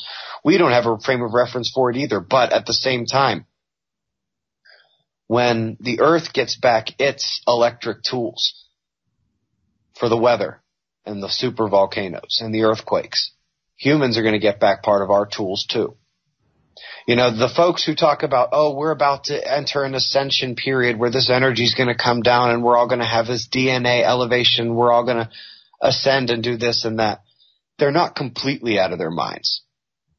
There's some stuff that I think is going to be beneficial for humans, but it's not like we're going to frolic around in a utopia. We get our weapons back and then we go to battle. We get our tools back and then we get our test. And then we see how we come out afterwards. This has been what humans have gone through. This is the stories. And I actually happen to believe that human history is a little longer on this planet than most people would think. And that there was a test quite some time ago that we almost failed completely. And we have been working our way back from that for a long time. Well, what was the test? The test would be that the Earth and the rest of the universe threw things at us that we couldn't handle. Or maybe we couldn't handle ourselves. It's tough to say. There's no way to know. Maybe Atlantis sank into the sea, or maybe we just tore ourselves apart as a society. Mm-hmm. There's no way to know. But mainstream will tell us, that, they keep on going back and forth between, evolution or Darwinism. And, no one talks about the possibility of alien intervention, and here we are as a species. We're playing around with our DNA. We're creating new life forms, and we're making genetically modified, both plant and animal forms. And, we're venturing out into space. So what's to say in, 500, 1,000 years, we aren't, finding life on another planet and going in and manipulating its DNA to start a new life form. And, we have all these mysteries here. And then we'll write a book and we'll just tell people what's clean and not clean. Well, what I'm getting at is I'm with you. I'm totally with you on your train of thought. I think I'm actually more into alien intervention than I am Darwinism. Evolution. And I don't know, Ben, do you want to comment on this at all? You're our guest, so. There's evidence for both. And again, as usual, if we have people trumpeting for one or the other, I'm going to look at both of you and say you're both wrong. The answer is somewhere right in the middle. There are things in the world that are clearly the result of selection, of what is best for survival. Mm-hmm. I'm not sure there's a way for the human brain to triple in size in 1,000 years, just based on natural selection. And that would be one heck of a lucky mutation if that's what happened. But, if any of you are familiar with what a Type 5 civilization would be, that would be very much like what we consider a god. It would have power at the universal level, creation and destruction, would be able to oversee everything that is happening, has ever happened, and would ever happen. Perhaps even from outside of this universe. You can really start to blend the lines, and unfortunately this is a topic that can easily offend people from different sides of, the alley and any which way you look. But I'm not sure we're really all talking about that different of a thing here. And so there's evidence for it, certainly. And a lot of the stories of what look like white bearded humans, apparently according to the stories coming down from the sky, what if this was just a few of the humans that were left? And, there's like, wow, we have a world in disarray and there's like 12 of us. What do we do? Let's help out who we can when they get together bit by bit. We know humans are dangerous, so we have to be careful. It's, there's a lot of unknowns and a lot of speculation, and that can take folks in a lot of different ways. And yeah, I've seen on the internet many folks take that wide speculation and take a few things, make good guesses, and then say, well, hey, if this guess is true, then we know this and this and this and this. And you see folks trumpeting causes for things that we will probably never know, claiming certainty about what has happened in the past, this event or that event. All I know is that there are things that don't change throughout all the reporting of past events. There are things that the good thing about rocks and ice and trees is that they don't lie. And they're not subject to story modification over time. They're subject to different interpretations by humans, but they're not subject to lying. And so what I know is that for the human civilization, the last time there was a solar grand minimum, it was not so good. Losing Earth's magnetic field is not so good. The Earth and the Sun have been basically following these same patterns for as long as any of us can conceive of. And the patterns existing now suggest that they're about to happen once more. And in reality, one could make the bet or make the hope that all of those patterns and cycles are going to just all of a sudden stop, that the Earth is just sick of doing this now and we're all just going to stop watching that cycle happen. Or we can say, hey, look, all right, this is where the trends are heading. We have to guess a little bit about what Earth's magnetic field loss means for us, although we can make some really good guesses. We don't have to guess as much what a solar grand minimum means for the weather. It means for earthquakes and volcanoes. Folks can Google the name John Casey for that. He has some very good work on what the solar grand minimum is going to mean in terms of super volcanoes and large earthquakes. Doesn't paint a very good picture. And John Casey is one of the top scientists in the world, certainly in this country, when it comes to this topic. Well, I'm going to go back to the Tony Rango video, and sure. and he's talking about these large floods and enormous floods, biblical proportion. He's talking about fire and great amounts of debris, earth, molten rock falling from the sky. Is this possible with just volcanoes, or is this something that if we lose all the protective, whatever the, magnetic field from both the sun and the earth itself, is this what the universe will do to Earth, or is this? No, the fire and stuff from the sky was a combination of, was either volcanoes or comet. And that was going to be kind of what I was going to lead to. If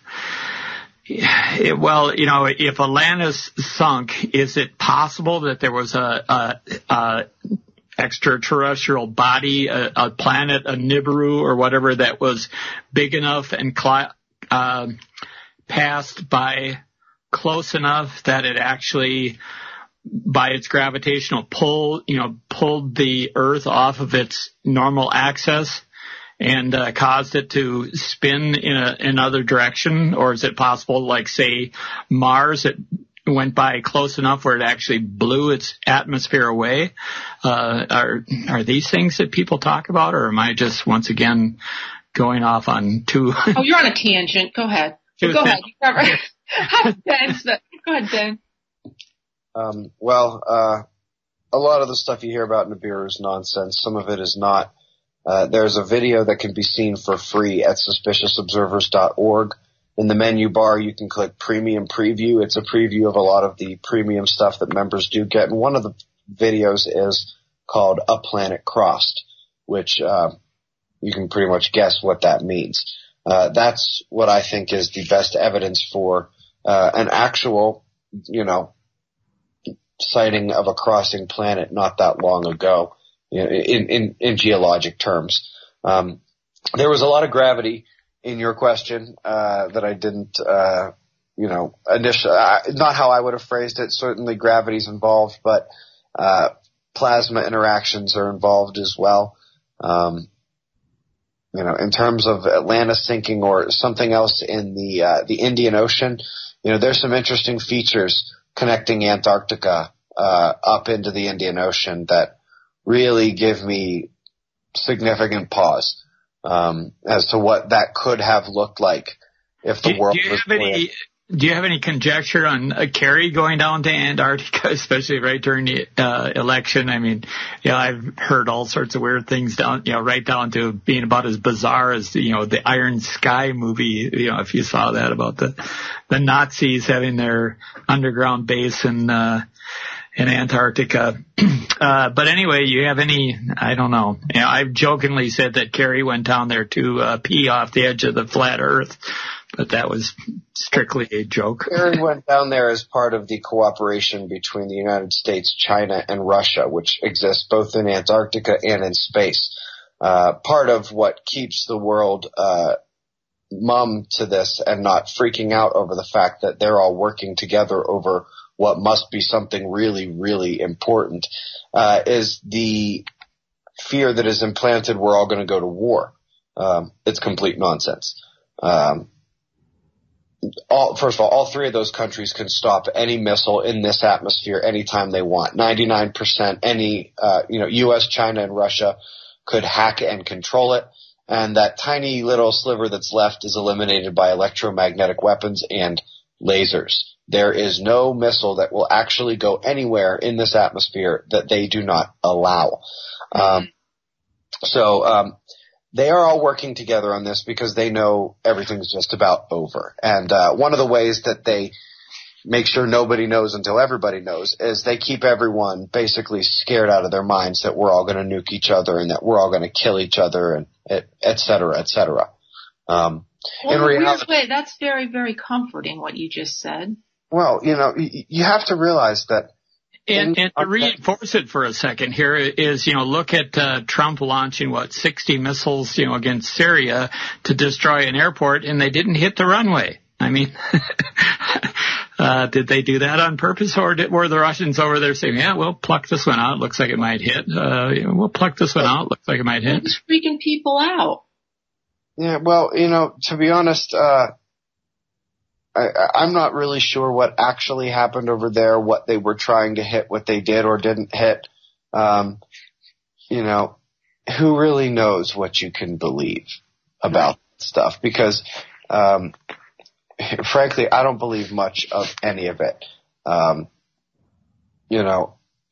To me, it seems like a giant theater, much like all of this economic fear is. As bad as things are economically, they have demonstrated that they can just throw Band-Aid after Band-Aid and finger in the dike, and apparently they've got a million fingers because they're just going to keep all of this game. They're going to keep us distracted, and they're going to keep the game going until they cannot do so anymore. As long as they can keep the economy going, as long as they can keep you worried about anything other than the sun and the earth and what's really doing and what they are really doing and what's really going to happen, anything that can keep us focused on us being the problem, humans being the problem, on not looking outwards, on keeping our heads down and stopping us from picking our heads up and looking around at what's actually going on and saying, how is that going to affect what I'm doing over here? as you can see, we're now starting to come full circle with 10 minutes left in your first. Right, exactly. Now, so here's my thing. Back to the this legislation that little Rhode Island is trying to pass about geoengineering. Is it even worth it? It is not without merit or moral, righteousness, but practical reality, it's not something I would waste too much of your time with. If it's nothing to go ahead and support it or, sign a ballot or, do something on the internet, make a few clicks, I would say go ahead. I wouldn't waste a day going and marching for it. I wouldn't spend an hour making a sign, stuff like that, because the practical reality of it is what it is. Well, they're going to do it anyway? Yeah. Okay. Yeah. Well, and if they do it, how do you prove it? Especially because, like I mentioned when I was talking about the golf club up at the top of the skyscraper, with the cosmic rays, with the increased water vapor in the atmosphere, with the 10 to 100 times the amount of aircraft in the sky, literally, we're noticing the critical frequency of the F1 layer of the ionosphere for any ham radio operators out there. If you haven't noticed a change versus what it was like 10, 20 years ago, you have stopped using your ham radio. Things are not like they were back then. The critical frequency, what it takes to hit the F2 layer, has completely changed. If you want to skip off that one instead of F1. Basically what this means is there's too much electricity. There's too much electricity and there's way more water. And that means that just about every plane, unless it's way, way up at cruising altitude on a high pressure, cloudless day, every single one of them should be creating more than a normal contrail. Much more than a normal contrail, to the point where an uneducated person who doesn't know any better and who has just heard about the chemtrail conspiracy should say that's a chemtrail.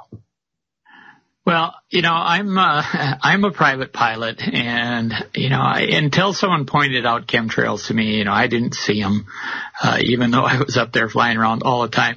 But one thing I did notice, I've told you I'm in the Mississippi River Valley here, and I'm in Wisconsin. They call it the coulee region. It's all these low rolling hills that kind of pop up out of the swamps, and it's really moist. It's very, very humid here, and on warm summer days, it could be, perfectly clear out, and I'd be flying around and I could see just these little wisps of, I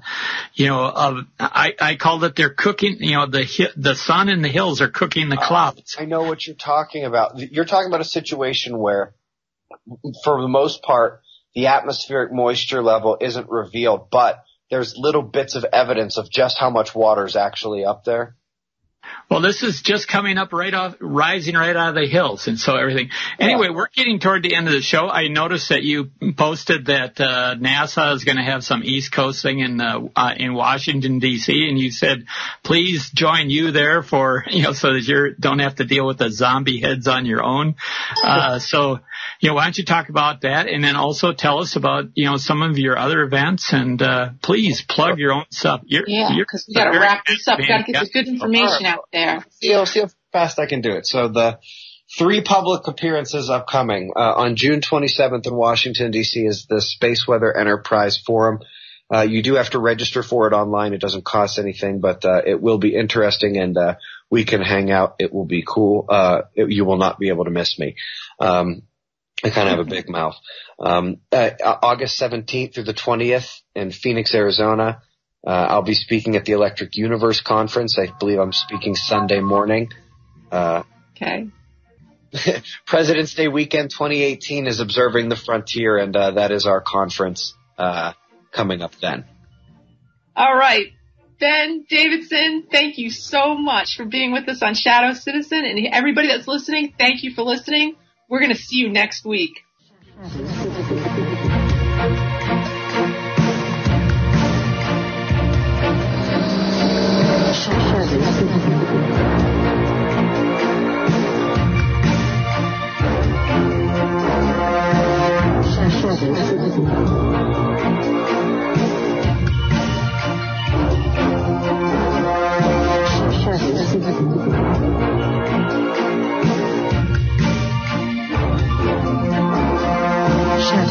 Citizen with Rachael L. McIntosh and Rob O'Sell.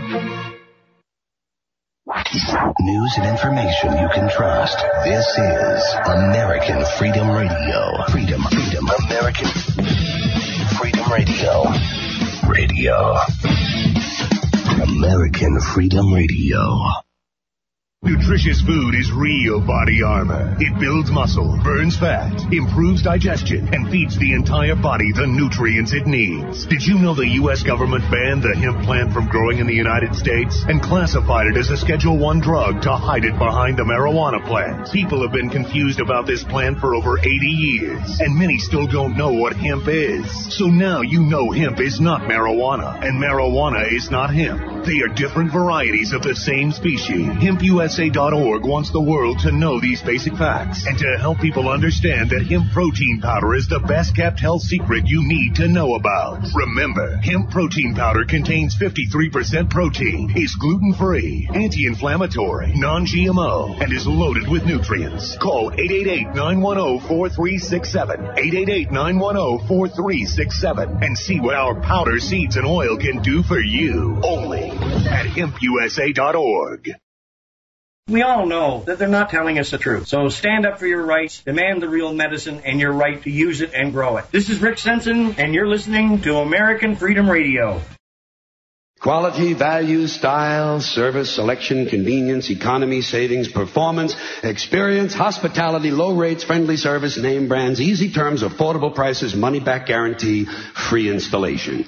Free admission, free appraisal, free alterations, free delivery, free estimates, free home trial, and free parking. No cash, no problem, no kidding. No fuss, no muss, no risk, no obligation, no red tape, no down payment, no entry fee, no hidden charges, no purchase necessary. No one will call on you. No payments or interest till September.